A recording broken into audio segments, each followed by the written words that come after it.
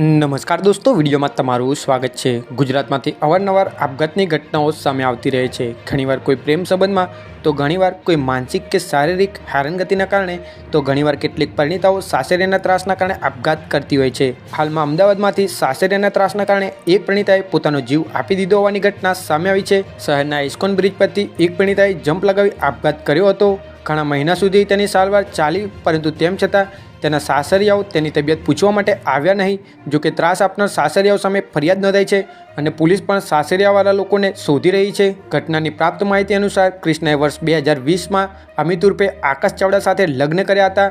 લગ્નના 4 મહિના બાદથી સાસુ સસરા, નણંદ અને ફોઈજીએ તેને ત્રાસ આપવાનું શરૂ કર્યું હતું। ઘણીવાર દહેજને લઈને પતિથી છૂટું કરવા માટે સાસરિયાઓ દબાણ કરતા હતા।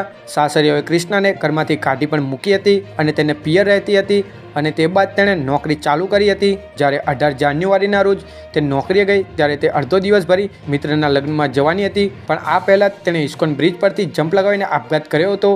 જોકે તેને હોસ્પિટલમાં સારવાર માટે ખસેડવામાં આવી હતી। આ દરમિયાન ક્રિષ્નાએ તેના ભાઈને કહ્યું હતું, હું ઘણા સમયથી રીસામણે છું।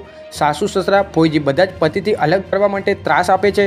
પતિ સાથે તેઓ વાત પણ કરવા દેતા નથી। આના કારણે તે સતત ટેન્શનમાં રહેતી હતી અને તેના કારણે યુવતીએ આપઘાત કરી લીધો છે। જ્યારે યુવતી હોસ્પિટલમાં સારવાર હેઠળ હતી તો પણ તેની તબિયત પૂછવા તેના સાસરિયામાંથી કોઈ ન આવ્યું હતું। ક્રિષ્નાનું સારવાર દરમિયાન મોત થયું હતું।